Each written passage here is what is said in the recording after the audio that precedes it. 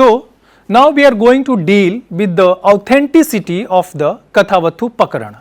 Thermogaliputtis narrated or expounded but not composed or compiled the book, even not by his knowledge, but according to the table of contents laid down, as well as by the method given by the teacher.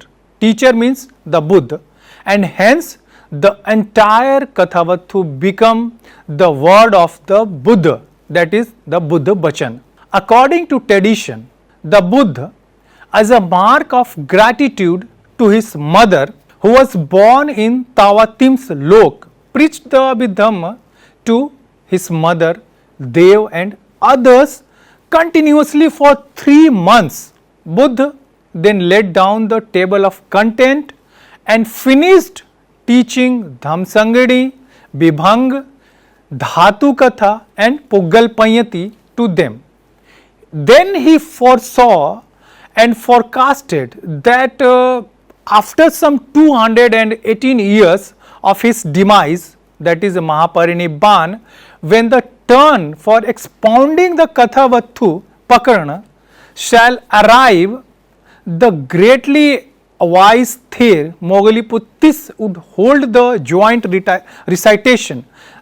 Here joint recitation means Sangiti. Then he seated amid the Sangha, divided this compilation into 1,000 discourses, that is Suttani, 500 being of his views, that is the Sakvadins, and 500 to views of his opponents, that is Paravadins, would elaborate the Kathāvatthuppakaraṇa to extent of Digha Nikāya.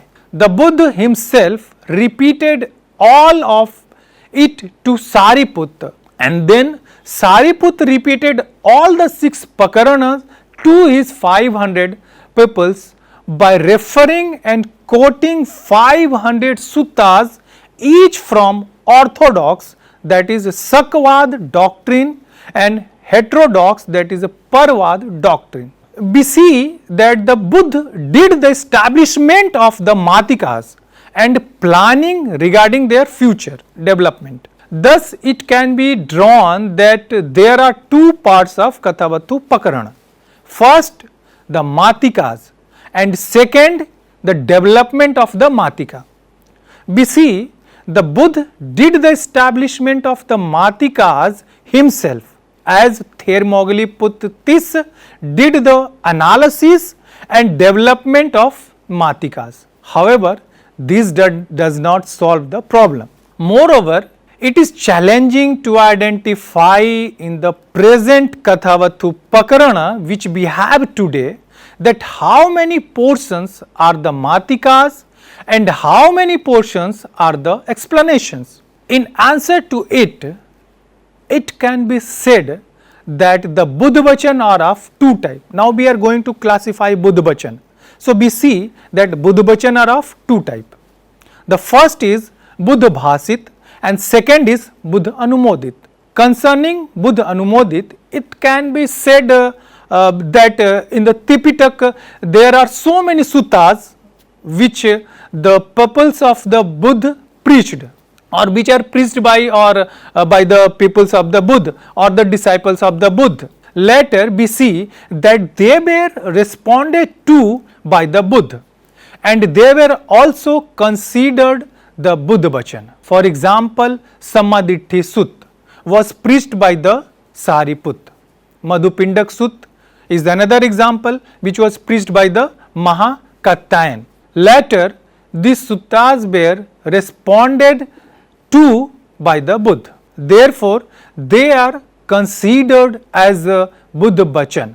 Thus, the Kathāvatthuppakaraṇa may also be regarded as the Buddha's utterance. Thermogaliputtis did not compile Kathāvatthuppakaraṇa by his knowledge, but developed the pre-established Matikas based on the Buddha's instructions. Now, we are going to deal with the meaning of Kathāvatthuppakaraṇa. We see that Kathāvatthu is made up of two terms. First is Katha and second is Vattu. Katha roughly denotes discourse, whereas Vattu as a subject respectively in the Buddhist context. Hence, literal meaning should be subject of discourse. The term Katha also signifies views and Vattu as a vase or place. We see that in ordinary usage, compound term Kathāvatthu means themes of conversation.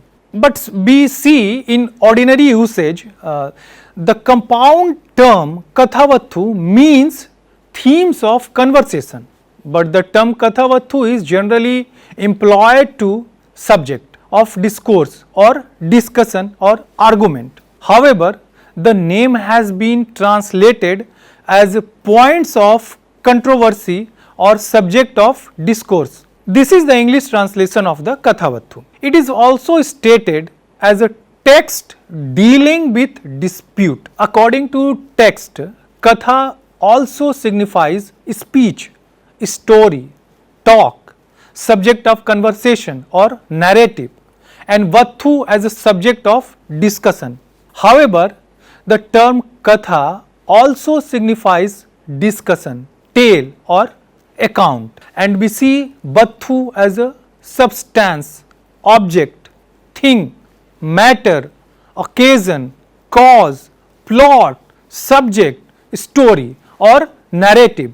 We also see that the name Kathāvatthuppakaraṇa is denoted as a book of subject of discussion or the book of controverted points. However, the name has been translated as a points of controversy or subject of discourse. This is the English translation of the Kathāvatthuppakaraṇa.